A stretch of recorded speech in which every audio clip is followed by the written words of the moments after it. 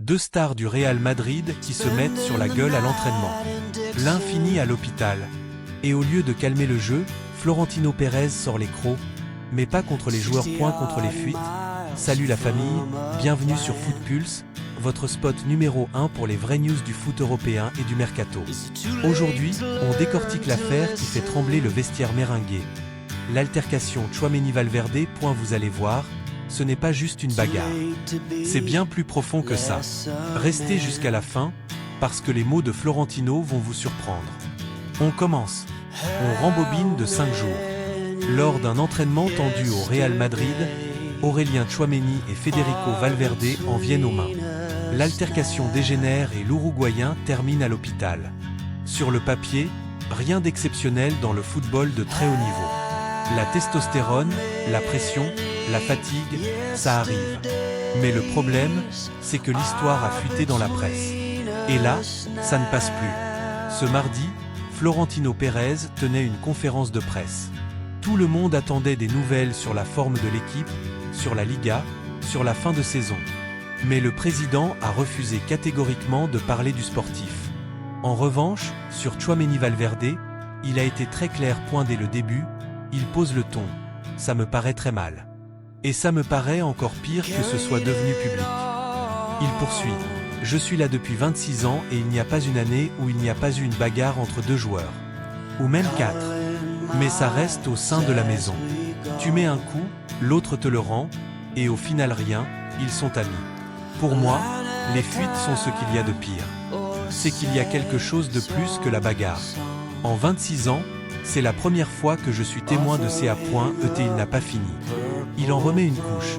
J'ai toléré ça pendant plus de 20 ans et il ne s'est rien passé puis il s'adresse directement à la presse. La presse doit analyser, mais ne pas dire que parce que deux joueurs se battent, c'est le chaos au Real Madrid. Ça arrive tous les ans. Même tous les jours. Ça s'arrête là. Et si quelqu'un au sein du club le révèle à l'extérieur, c'est pire que la bagarre en elle-même. Message reçu 5 sur 5. Circuler, il n'y a rien à voir. Ce qui est fascinant avec cette réaction, c'est que Florentino ne nie pas la bagarre. Il la banalise même complètement. Pour lui, ce n'est pas le vrai problème. Le vrai problème, c'est la brèche dans le vestiaire. Quelqu'un a parlé. Quelqu'un a vendu l'info à l'extérieur. Et ça, il le vit comme une trahison. Dans un club comme le Real Madrid, l'image est sacrée. Pérez a construit une forteresse pendant plus de 2 décennies. Il déteste quand l'intérieur sort dehors.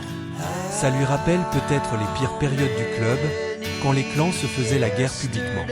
Est-ce que cette fuite est juste un hasard? Ou est-ce qu'il y a des tensions plus profondes dans le vestiaire? Entre les anciens, les nouveaux, les Français, les Sud-Américains. La concurrence est féroce cette saison. Tchouaméni a parfois été remplaçant, Valverde est un guerrier indiscutable.